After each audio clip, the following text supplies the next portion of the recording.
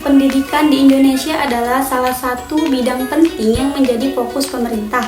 Pendidikan adalah suatu proses berkelanjutan sustainable dan proses yang seumur hidup lifelong, sehingga menghasilkan kualitas yang berkesinambungan, yang bertujuan untuk mewujudkan masa depan yang berakar Pancasila dan nilai-nilai budaya. Dalam pengertian, hakikat pendidikan adalah suatu pengerahan tenaga yang sadar, terkoordinasi, tersusun, dan metodis dalam memberikan arahan dan bantuan kepada seseorang individu agar menjalani pengalaman yang dialami saat ini. Pendidikan merupakan salah satu dari unsur aspek sosial budaya yang berperan sebagai strategis dalam pembinaan keluarga, masyarakat, dan bangsa. Selanjutnya ada ontologi. Istilah ontologi berasal dari bahasa Yunani. Ontos artinya yang berada, sedangkan logos artinya pikiran. Ontologi adalah salah satu landasan tinjauan filsafat yang mempelajari realita yang ada.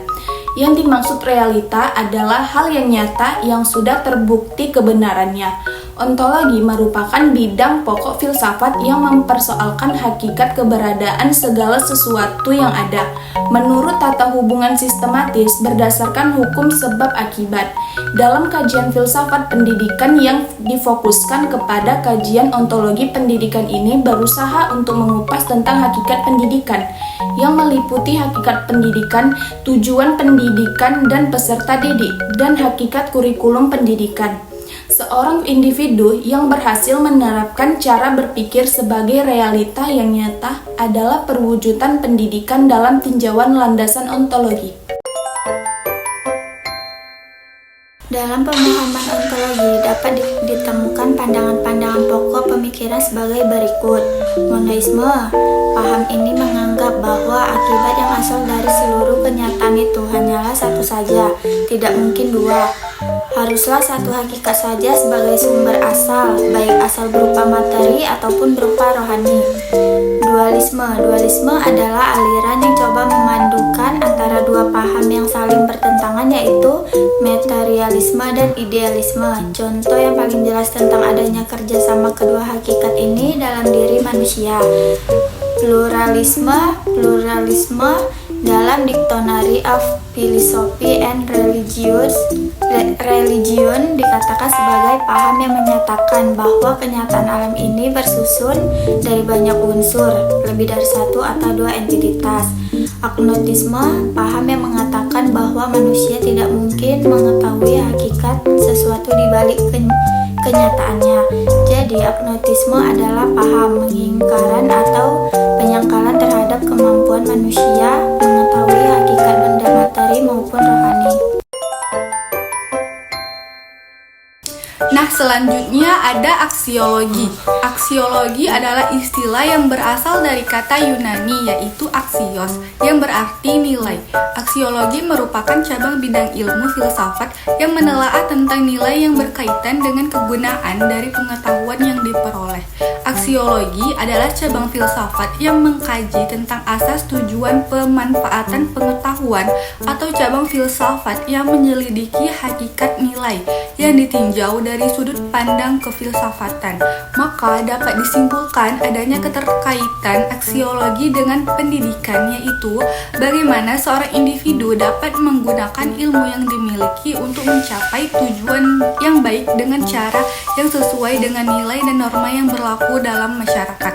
Seorang individu yang berhasil menerapkan pengetahuan sebagai cara untuk mengatasi masalahnya adalah perwujudan pendidikan dalam tinjauan landasan aksiologi.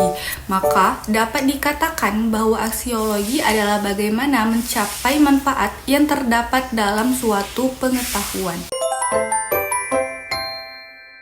Selanjutnya ada epistemologi. Istilah epistemologi berasal dari bahasa Yunani, yaitu epistem, yang berarti pengetahuan, dan logos berarti teori. Epistemologi adalah cabang filsafat yang berkaitan dengan asal, sifat, karakter, dan jenis pengetahuan. Epistemologi diperlukan dalam pendidikan, salah satunya adalah pada saat penyusunan dasar kurikulum, yaitu mengenai cara dan metode penyampaian pembelajaran. Epistemologi pendidikan juga dapat didefinisikan sebagai pencarian metode dan model pendidikan karakter yang tepat untuk diterapkan kepada peserta didik.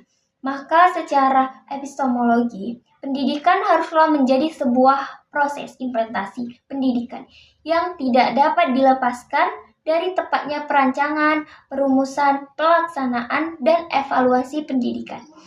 Epistemologi merupakan bagian filsafat yang membicarakan tentang terjadinya pengetahuan, sumber pengetahuan, asal mula pengetahuan, dan batas-batas, sifat-sifat, dan keahlian pengetahuan. Objek material epistemologi adalah pengetahuan.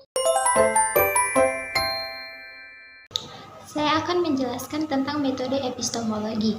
Yang pertama, metode rasional, yaitu memperoleh pengetahuan dengan cara yang bisa diterima akal maupun masuk akal.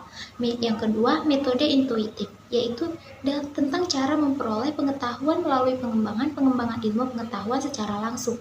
Yang ketiga, metode dialogis, merupakan cara pengetahuan yang dilakukan dengan bentuk teks secara tertulis. Yang keempat, metode komparatif, yaitu dilakukan dengan membandingkan teori maupun kritik pendidikan dalam memperoleh suatu pengetahuan.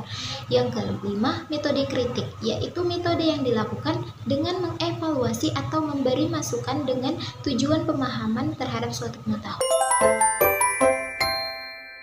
Kesimpulannya adalah pendidikan dan filsafat merupakan dua hal yang tidak dapat dipisahkan satu dengan yang lain. Filsafat pada dasarnya mengajarkan seorang individu untuk berpikir kritis mengenai fenomena yang akan terjadi di dalam hidupnya.